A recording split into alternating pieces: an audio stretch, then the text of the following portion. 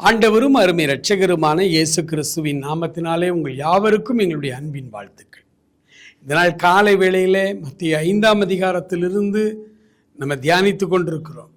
இன்றைக்கு 31, 32 ஆகிய வசனங்களை நம்ம வாசிக்கும் பொழுது இன்னைக்கு இருக்கிற மிகப்பெரிய பிரச்சனை விவாகரத்து, டைவர்ஸ். நிறைய குடும்பங்கள் இன்றைக்கு ஒன்றாய் சேர்ந்து வாழ முடியவில்லை. விவாகரத்து சர்வசாதாரணமாக இன்று நடக்கிறது. 85 இந்தியா டுடே பத்திரிகையில் குடும்பங்கள் உடைந்து போகிறது அப்படின்னு ஒரு கட்டுரை.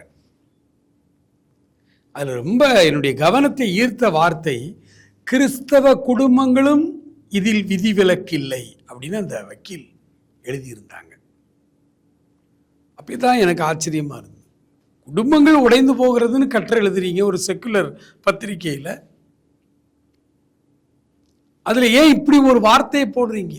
கிறிஸ்தவர்களும் இதற்கு விதிவிலக்கில்லை அப்படின்னு ஏன் அந்த இந்தியா டுடே பத்திரிகையில் போடுறீங்க?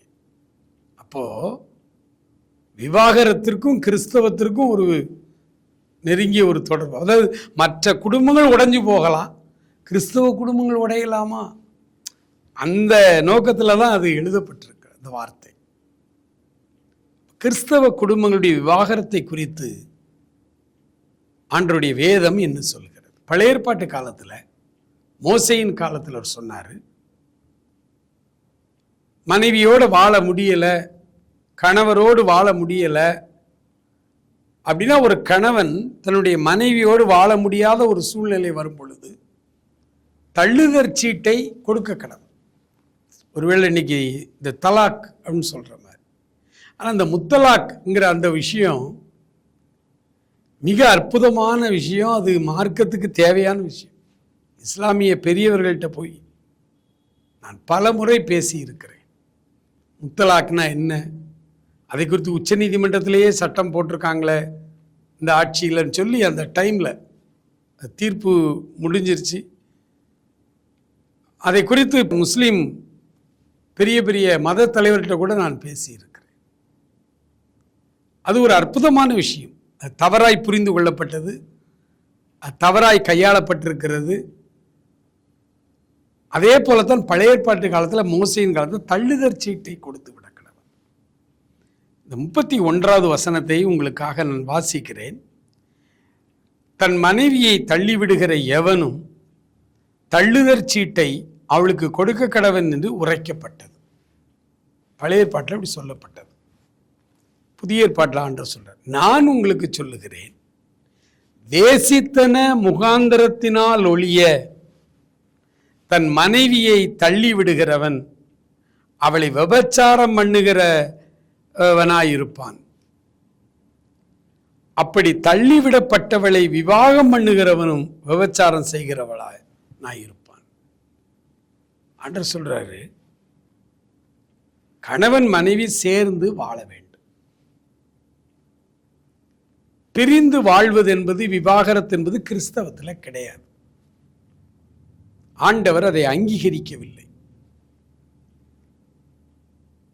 ஆனா ஒரே ஒரு காரியம்தான், வேசித்தன முகாந்தரத்தினால் ஒழிய மற்ற எந்த காரியத்திற்கும் நீங்கள் விவாகரத்து செய்து கொள்ளக்கூடாது. ஒருவரை ஒருவர் மன்னித்து சேர்ந்துதான் வாழ வேண்டும். கேரக்டர்ல அங்க அடி வாங்குறாங்க அப்படின்னா மட்டும்தான் மனைவியை விவாகரத்து செய்ய முடியும், செய்யணும். அன்புக்குரியவர்களே, ஆண்டவருடைய வேதம் விவாகரத்தை அங்கீகரிக்கவில்லை. அந்த விவாகரத்தை ஆண்டவர் ஒரு நாள் விரும்புகிறதும் இல்லை. தேவன் இணைத்ததை மனிதன் எவனும் பிரிக்காதிருக்க கடவன் என்பது மட்டும்தான் திருச்சட்டமாயிருக்கிறது. அன்புக்குரியவர்களே, கணவன் மனைவிக்கு இடையிலே 1000 பிரச்சனைகள் இன்றைக்கு. இதில் சமீப காலமாய் மனைவியையும் பிள்ளையையும் தள்ளிவிட்டு கணவர் வேறு ஒருவரோடு போய் வாழ்க்கை நடத்துகிற பல கிறிஸ்தவ குடும்பங்கள் இன்றைக்கு கண்ணீரிலே வாழ்ந்து கொண்டிருக்கிற அந்த பெண்கள். ஆண்டவர் அப்படிப்பட்ட குடும்பங்களிலே ஒரு அற்புதத்தை செய்யும்படி இந்த காலை வேளையில் நம்ம எல்லாருமே ஜெபம் பண்ணுவோமா? ஆண்டவருடைய சமூகத்தில் நம்ம ஜெபிப்போம். ஆண்டவர் நம்மை ஆசீர்வதிப்பாராக. ஆமென்.